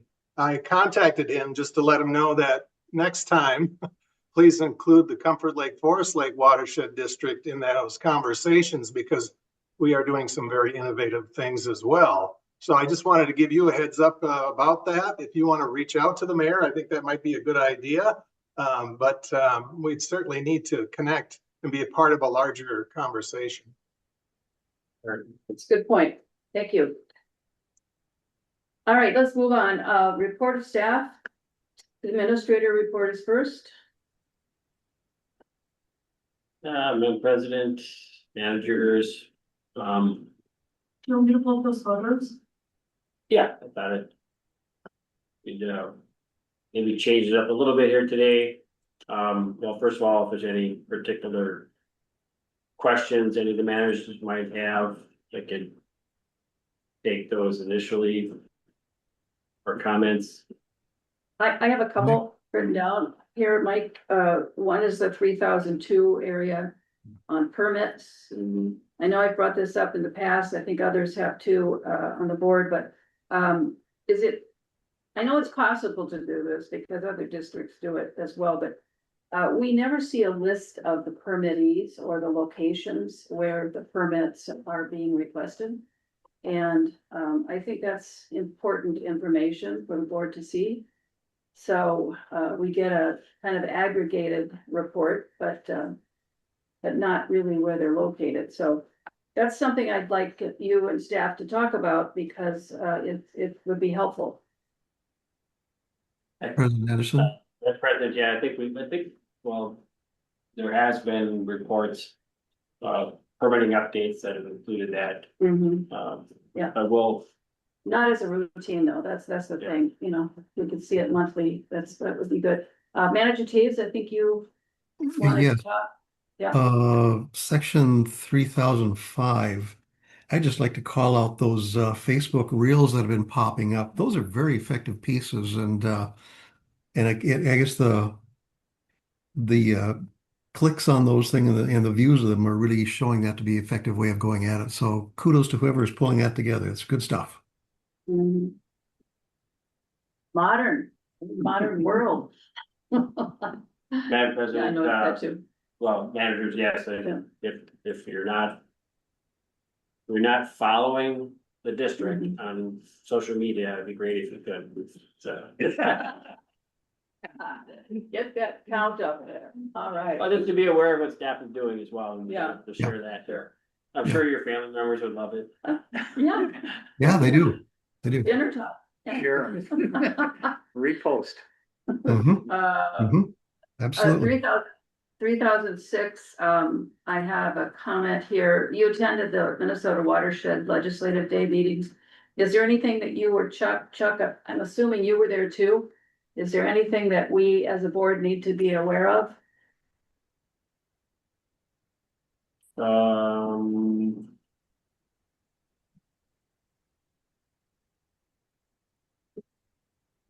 It's the same stuff that was sent out with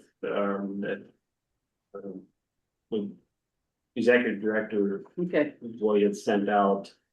Let's see if I can Just thinking. Well, let's not, we don't have to waste any time on it. I just thought if there was some legislation that was being hung up or something new that was trying to come against the watershed community, that type of valuable information. No, there was none of that. It was, the biggest thing was just, a lot of discussion around, DNR, the length of the DNR permitting.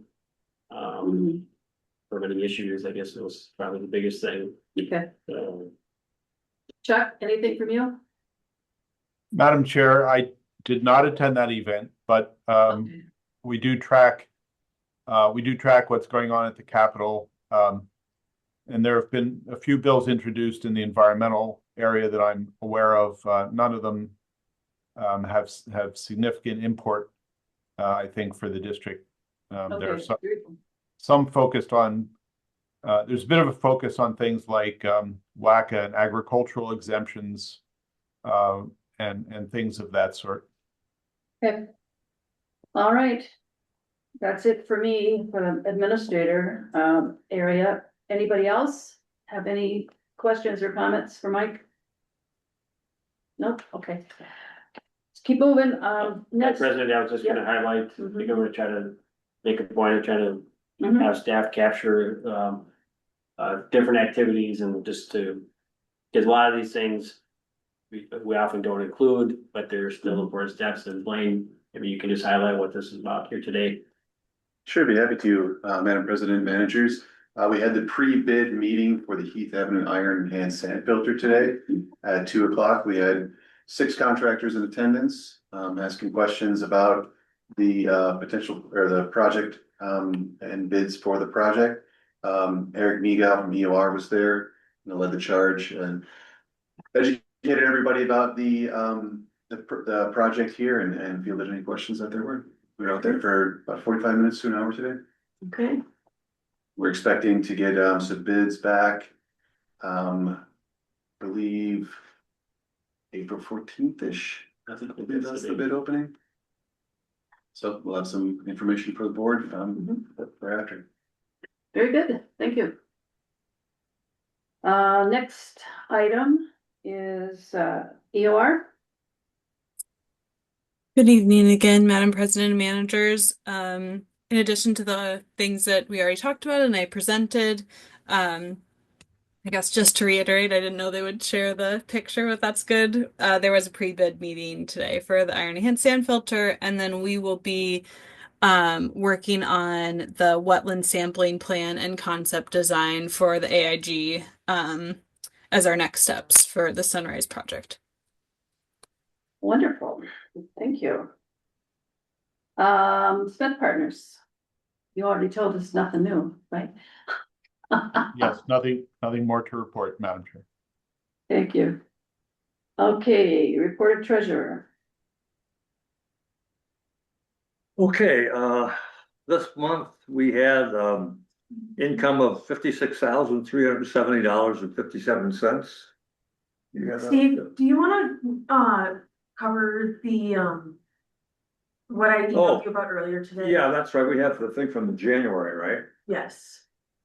Okay, there was a difference in the number that we actually ended up paying, so we need to re-vote on that, I guess. Is that what we have to do, Tori? There's a new motion at the bottom. So what happened was there was just an error in some, not an error. One of the sums was not shown correctly. And so the bills were paid, but the amount that was approved was not the full amount. But the transfer amount was the correct amount last month. So we just need this motion to. Yeah, Yeah, well, you want to make the motion? yeah, Right. I'll move to authorize payment of bills in the amount of $176,716.33 presented on February 26th check register, in addition to the amount of $110,138.14 previously authorized, and to ratify all such payments already dispersed. We have a second? I'll second that. Thank you, Manager Taves. Okay, roll call. Manager Baki, Aye. Manager Taves, Aye. Manager Schmaltz, Aye. President Anderson. Aye. Motion carries. We have corrected our treasury. Now, moving on. Okay, moving on then, the income for the month was $56,370.57. And most of that was from 2 grants that we got. So that was a good month in terms of grant wise. Total expenses for the month are $145,471.13. And the transfer amount we need this month is $420,000. So I've asked the board to make a motion to pay these bills and to authorize a transfer of $420,000 into the Okay, just, business account. I want to just point it out, though, that we have passive income from our interest on our savings of 4,276. That's pretty routine on a monthly basis, but as some of these grants start Right, coming that's in, helpful. it will be very helpful, yes. And interest rates are going up, Yes. unfortunately, for the stock market. Okay, is there a motion? All right, I'm gonna move to accept the treasurer's report, transfer funds in the amount of $420,000 and pay the bills in the amount of $145,571.13.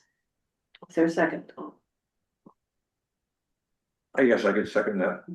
Glad you did. All right, roll call. All right, Manager Bucky, Aye. Manager Tate, Aye. Manager Schmaltz. Aye.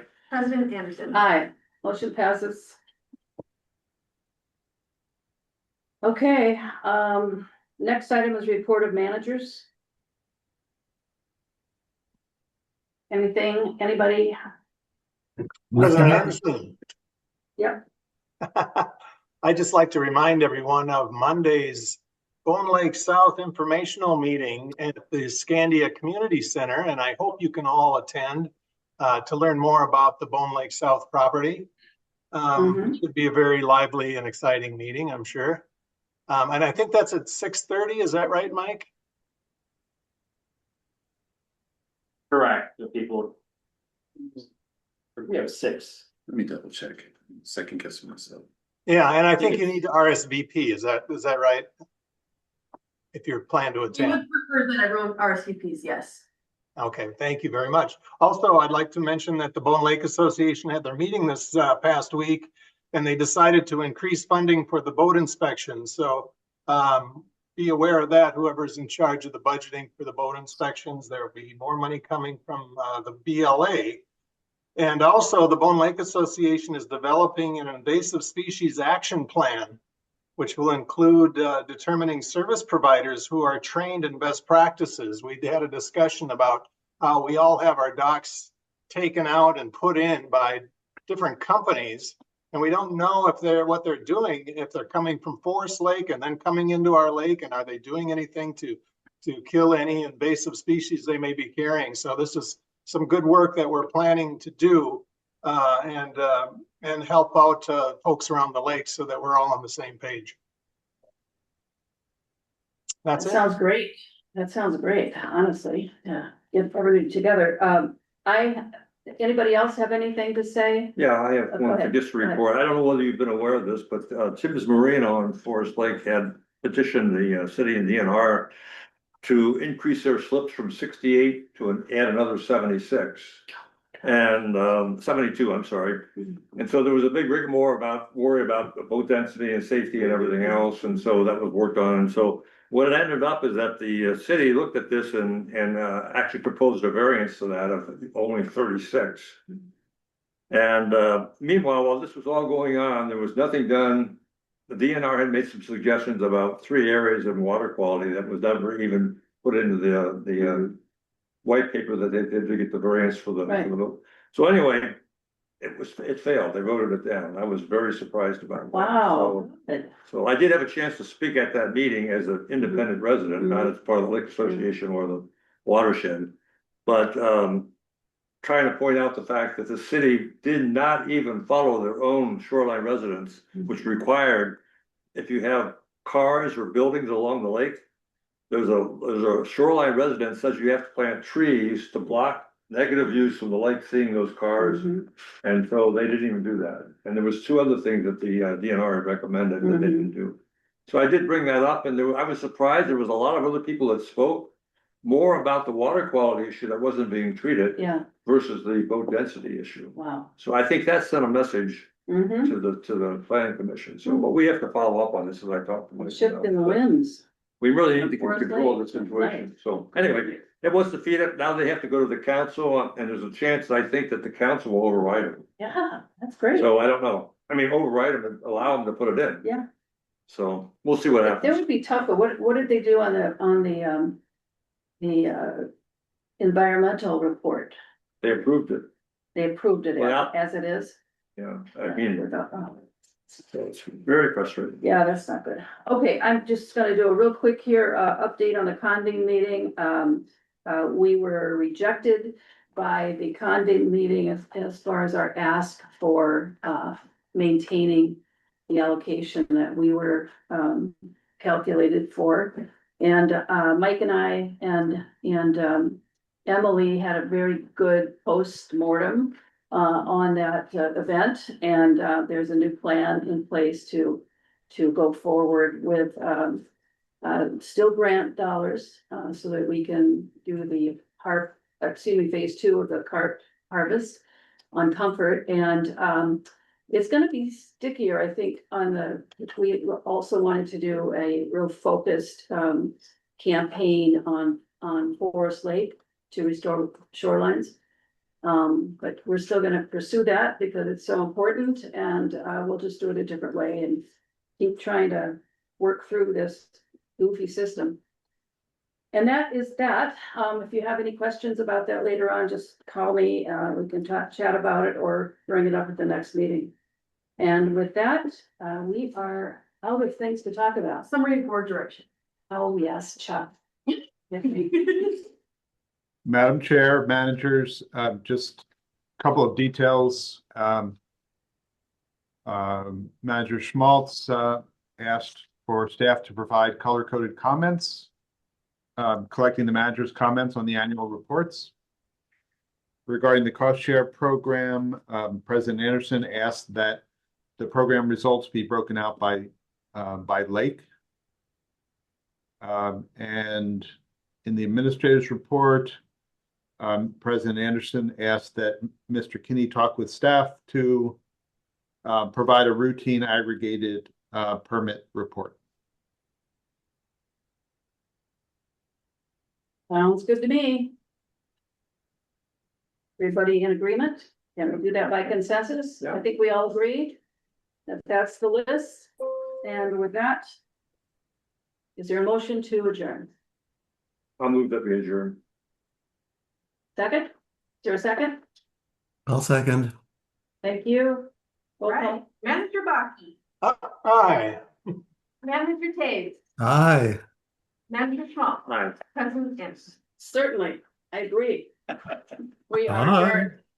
Thank you, everyone. Good meeting. Bye.